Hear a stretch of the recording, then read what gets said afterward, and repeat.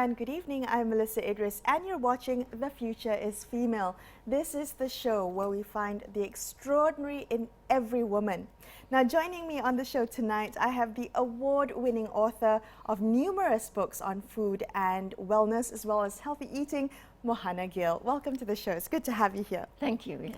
So Mohana, born and raised in Myanmar, which I guess influenced a lot of your outlook to cooking and eating. You've written multiple cookbooks. If I may just name a few: Fruitastic, Vegemania, Flourlicious, Myanmar Cuisine, Culture and Customs. They've all won accolades from the Gourmand World Cookbook Awards. I believe you are the only Malaysian to have been awarded 7 Best in the World awards by Gourmand, and also a series of children's books. That's right? correct, yes. The Haley's Happylicious series, encouraging children to enjoy eating healthy. I do want to touch on all of that in our conversation over the next half an hour, but I want to begin with learning a little bit more about your journey advocating for healthy and nutritious eating. Mohana, how did you come to be so passionate about that relationship between food and wellness? Well, in our house, my husband's a doctor, and he's very particular about healthy food and that kind of stuff. And I think one of the most important things that influenced me was when they started this anti-aging society, you know, and then I went with my husband to a conference overseas. Mm-hmm. And while I was sitting down there and I was listening to all these people talking, then I walked around the foyer to see the products that they were promoting. And all of the products there, the most important one was your physical appearance. Right. Botox, you know, anti-wrinkle creams, and to make your skin better and all that kind of stuff. That was one of the most important things. And the other important thing was supplements, pills for everything. And I sat there and I started to think, and I thought, what happened to the real food? Why are we always, for our nutrition, do we have to take pills for everything? Then I started to think, and I thought, well, maybe we can start thinking about, and everybody kept saying, you know, why don't you write a book, a cookbook or whatever. So I decided that I would write something, but I wouldn't write the normal run-of-the-mill cookbook, you know. Okay. So I wanted to focus on fruit, because in our house, fruit plays a very important role. So Fruitastic actually was the first book that I wrote. And I thought I would write about healthy living, wellness, and longevity. Okay. So all my books are healthy living, wellness, and longevity. I like that. I like that. That was you know, you've pointed to the fact that wellness begins from within. It's not just aesthetics. It's not about eating as many supplements as you can. You know, in terms of advocating for wellness, you know, healthy eating, longevity, as you said, we don't have to look far. We just have to look locally. According to you, and I know this is very important to you, about looking to our own local fruits and vegetables, and you know, what we have growing here locally. And why is that important? Because I think that especially in this time when we are sort of technically in lockdown, we can concentrate on what we produce in our own country. And we have an abundance of fruits and vegetables, which are all very healthy, especially fruit. Malaysia, we've got 12 months of the year, we've got different kinds of fruits. And I think sometimes people think that if healthy eating means it has got to be very expensive. Right. It does not. Because what we produce in our own country is not necessarily very expensive and is locally available. And also remember that when we use the foods that we produce in our own country, we are getting them in season and we are getting them fresh. Whereas the food that comes from overseas, it takes them a long time. And I sometimes think that this fruit suffers from jet lag as well. So by the time we get here, fruits are jet lagged. Yeah. So by the time we get here, it's lost a lot of its nutritional value. Well, so the first book you wrote was Fruitastic. Fruitastic, You yes. also have a recent book called Flourlicious, That's and I correct. love that within this book, a lot of the recipes are localized. You include local edible flowers, bunga telang, banana blossoms, bunga kantan, all of that in your recipes. And I want to ask you about how we should change our perspectives, just drawing on what we talked about earlier. And including vocabulary around food that's localized, that's Malaysian, taking the narrative away from, say, a Western media, one that the Western media has pushed.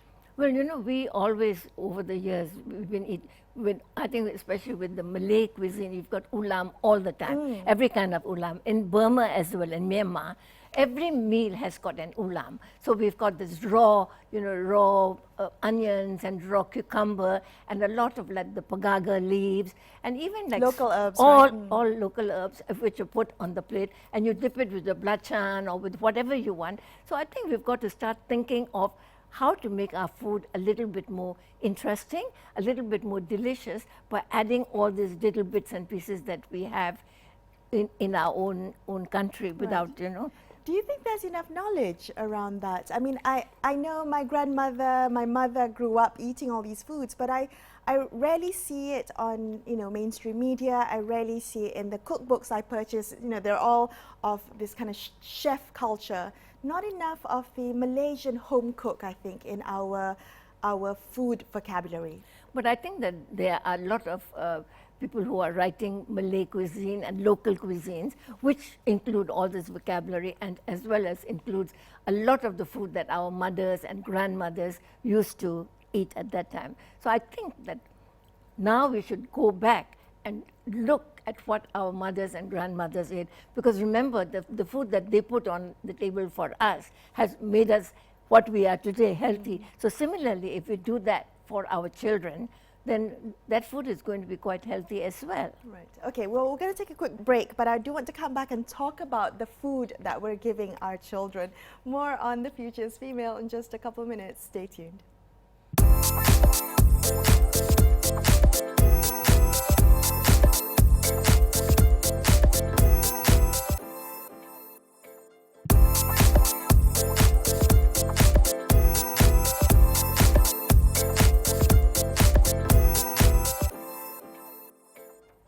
Welcome back to The Future's Female. I'm speaking to Malaysian author Mohana Gill, who's won various awards for her books on cooking, food and nutrition.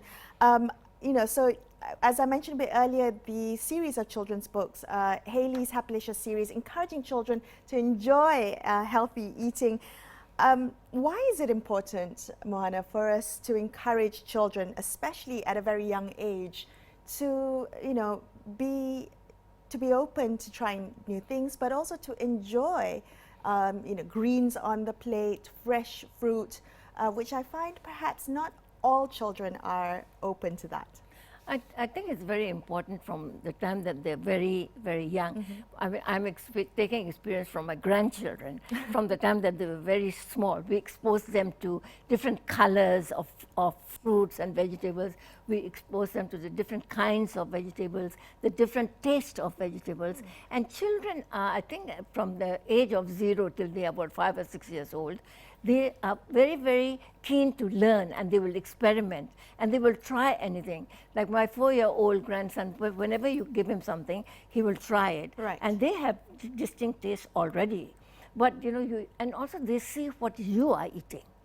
Oh. So it's very important. So if we are sitting together and we're eating, and we are eating lots of greens and vegetables, then he looks at it and say, wow, if mom and dad and everybody else can eat, then it must be good. So they will try. Okay, and so you show by example. So you have to. It's very important because children always will take cue from their parents. Okay. They may not today, but they always in their mind they're seeing what you are eating and what you are drinking, and they want to do the same thing. So we technically put all the food on the table and let them experiment and let them try. Right. And sometimes with a child, you've got to show him a different kind of food or vegetables, maybe 10 times or 15 times before he might want to try it even. Some children are very, very much more easier for them to pick up. Some will be a little bit weary. But you put it all there, and they look at it, and eventually they'll say, well, you know, I think I'm going to give it a try. Right. So it's very important that we do that.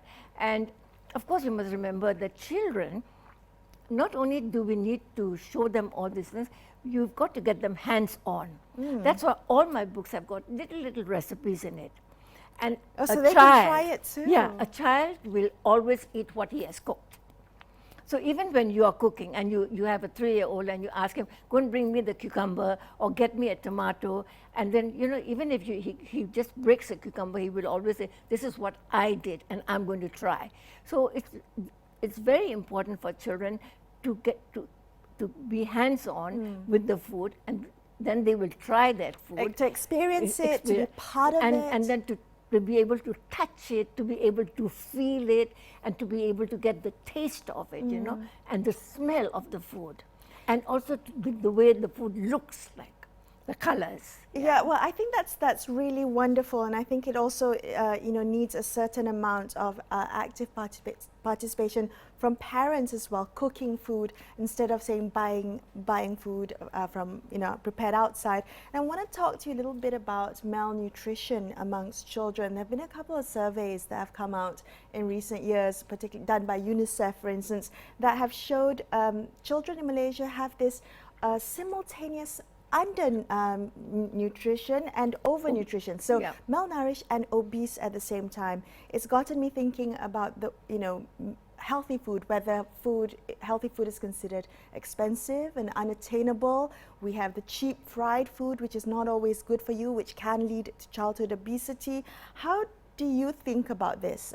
You know, when you think of busy parents strapped for cash, sometimes may not always have, you know, the best, most nutritious food on the table. What would you say to that? Well, I think that even if you don't have the time to prepare this nutritious food, I think if you have somebody in the house who is helping you, be it your mother or be it even the maid, I think if you can tell the maid or show the people how to prepare the food, which is quite simple, instead of deep frying, for example, if you can just pan fry, so which is much better.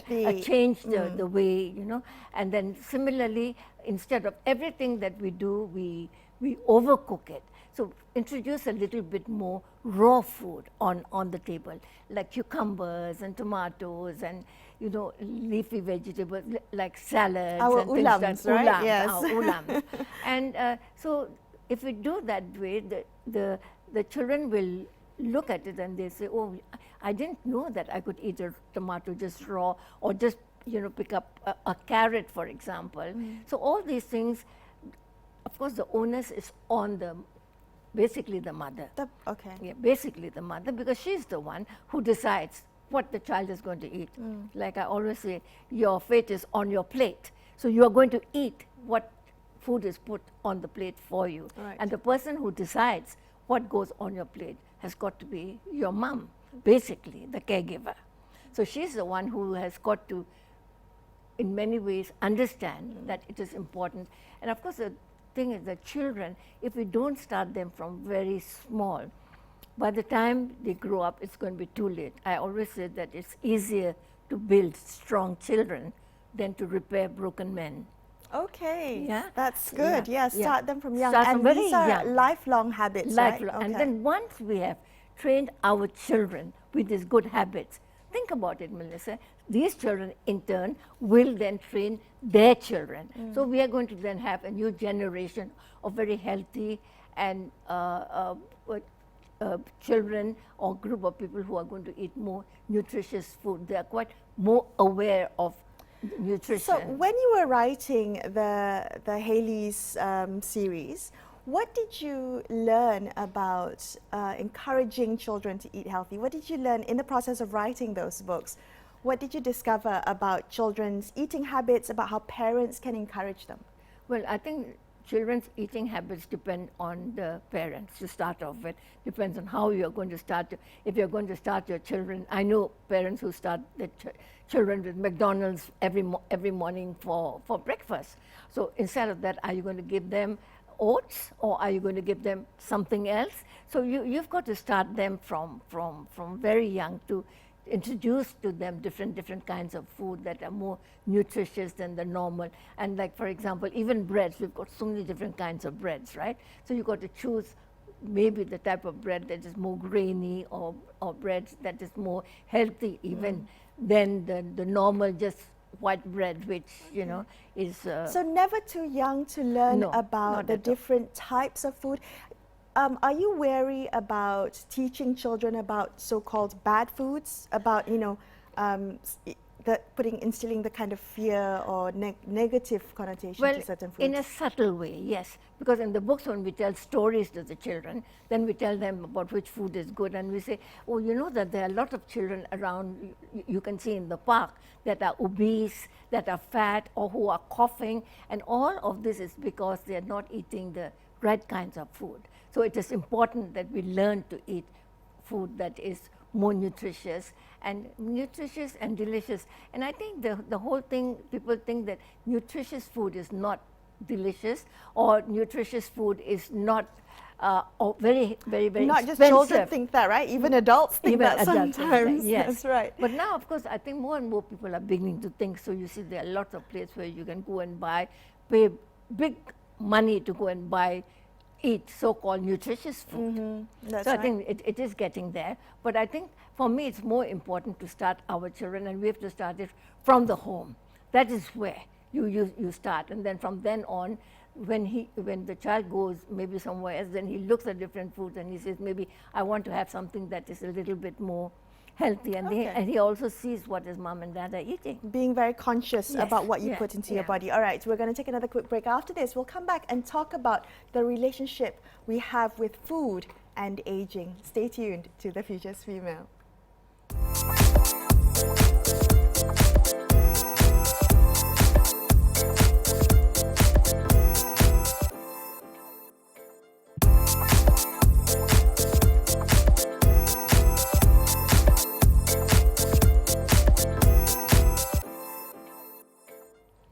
Welcome back to The Future's Female. I'm Melisa Idris, and I'm chatting tonight to Mohana Gill, cookbook author and advocate for healthy eating not just among children but also adults. And we touched at the beginning of our conversation about anti-aging and this fixation with aesthetics and supplements and the like. I want to ask you what your relationship with food is like when you are thinking about aging and longevity. I think the most important thing is we are all aging, right? But then I think what we want to do, we want to age as gracefully as we possibly can and as healthy as we possibly can, because I think that is very, very important. And I think sometimes people get very worried about aging, you know, because I'm getting wrinkles, or because my skin is not as good as it used to be, etc., etc. But I think that aging is a normal process that we all go through. Right. And I think that if we take it in its stride as it comes, I have wrinkles, but I've earned these wrinkles. Over 80 years, that is what I have earned. And you've got to learn to be comfortable in what you have changed over the years. Of course, when you look back at your photograph 20 years ago and now, of course there's going to be a difference. But even today, you are okay because you are comfortable in your skin, you're comfortable in what you are doing, and you are comfortable in eating the right type of food that will make you much more healthy than normally it would. Did you always feel this way about aging and, you know, making sure that you felt healthy and were giving yourself the most nutritious food possible? Not for a long time. Okay. Not really. And this was a process. Yeah, as I've started to write, and I started to write about healthy living and aging and longevity, then I began to realize, surely, you know, aging is a process that we all go through. Why get yourself so worked up about, you know, getting gray hair or becoming, you know, whatever is happening to you. So then I thought, yeah, we can age, and we can age quite happily, you know. Be happy in what you are doing and what you are eating, And then I became a little bit more conscious. And I think a lot of this I've got to give credit to my husband because he's very much into this anti-aging thing. So he will always tell, he reads much more than I do. And even when I was writing my books, he would be reading something that he found interesting and subtly he'll just put it on my table for me to have a look and see whether I might be interested in it or whether I might be able to use it. So he reads a lot, and so he has got his own ideas about, you know, about aging. And then I became more conscious, and I thought, yeah, maybe if we eat the right type of food, then maybe our aging process would be a little bit more gradual, and maybe the going from one year to another would be a much more easier, gentler process. Yes, you know, you're gentle on your body. What do you make, Mohana, of all these kind of fad diets? I hear that all the time. I too have tried many of them. What nutritious eating feels almost intuitive, right? Giving your body the freshest, best possible, most natural foods instead of processed. But yet we also have all these fad diets that deprive your body of certain food groups. What do you make of them?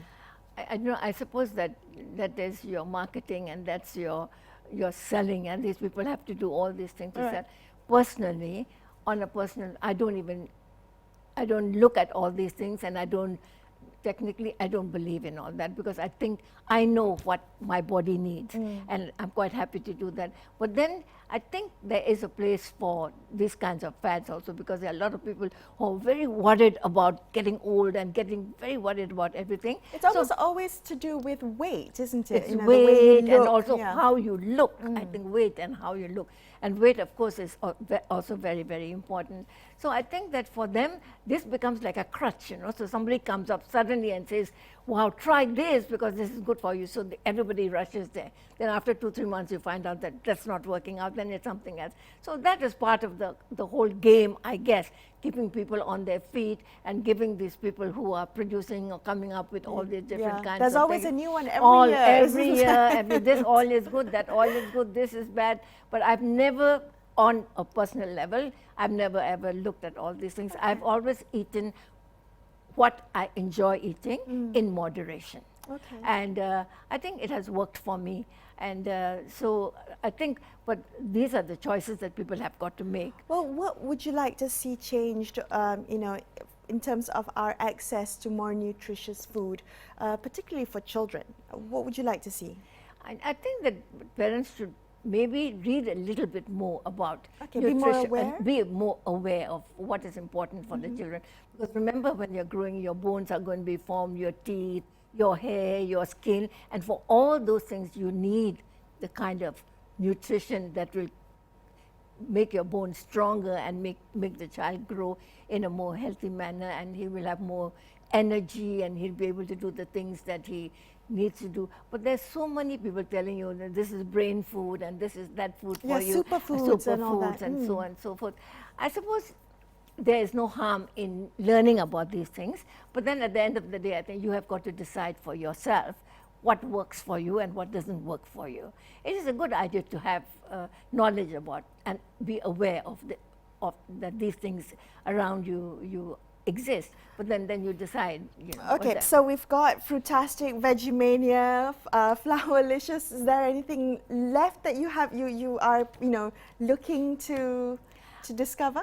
I think that this is plenty, and we've got lots and lots of cookbooks on our local cuisine. So if you want, like, for example, Johor cuisine, or you want Kelantan, or you want whichever way, there are some beautiful books with very, very, not necessarily healthy recipes, but definitely celebrating local cuisine. So you can also you can have your local cuisine and maybe cut down on some things that might not be that great for it. Are you writing a new cookbook?